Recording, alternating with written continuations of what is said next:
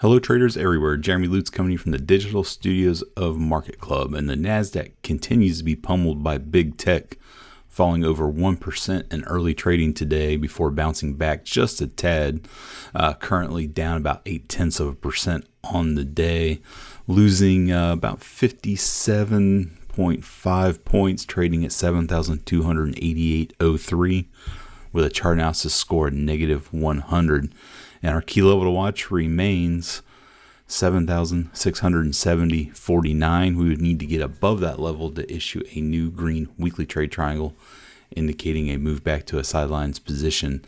And really the big heavy wear on the NASDAQ is both Apple and Amazon. As you can see, they're both down over 3% on the day. And in fact, FANG continues to disappoint. As you can see, the only one that's in positive territory was Netflix, and that was just recently today. Before I started to record this video, everything was red across the board.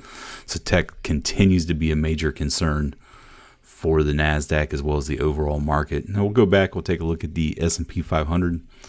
Currently up about 0.2% on the day, continuing higher with its momentum from last week. With a chart analysis score -75. So overall, the long-term trend is still down for the S&P 500, just coming under some recent weakness. Key level to watch remains 2,816.94. A move above that level would issue a green weekly trade triangle, indicating a move to a sidelines position for the S&P 500. Take a look at the Dow, currently trading at 25,401.15, up about 0.5% on the day, posting a gain of around 130 points.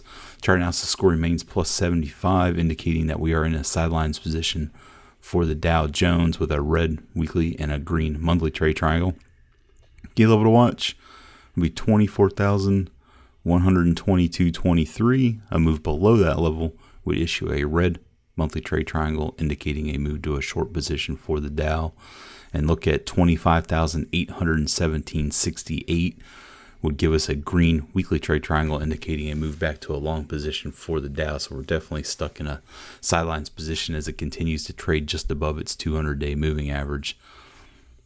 The NASDAQ that we talked about, we'll take a look at the dollar index, flattening off a little bit around the $96 level, currently down about 0.2% on the day with a chart analysis score of +75, indicating that overall a long-term trend is up for the US dollar, but coming under some recent weakness.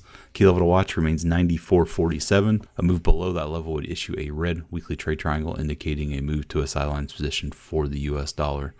Big surprise of the day would be crude oil, currently trading at 63.44, up a little over 1% on the day.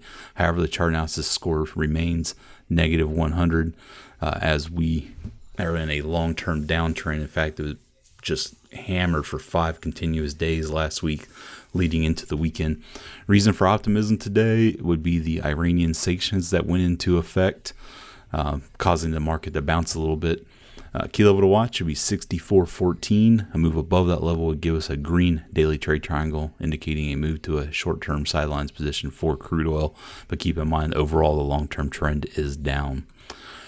Gold currently trading at 1,232.70. Relatively unchanged on the day at the moment with a chart analysis score of +70, indicating that we are in a short-term uptrend for gold. However, the long-term trend still remains down for gold. And our key level to watch would be 1,228.40. Below that level would issue a red daily trade triangle, indicating a move to a short-term sidelines position for gold. We'll back out of here and take a look at Bitcoin real quick. Continuing to really go nowhere, flattening right along that 50-day moving average.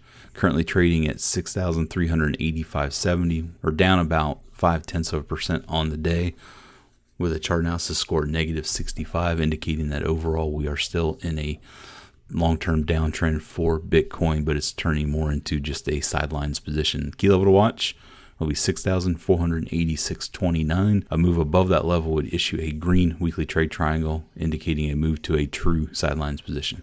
With that, every success. Have a great trading day, and I'll be back midweek to see where the markets stand.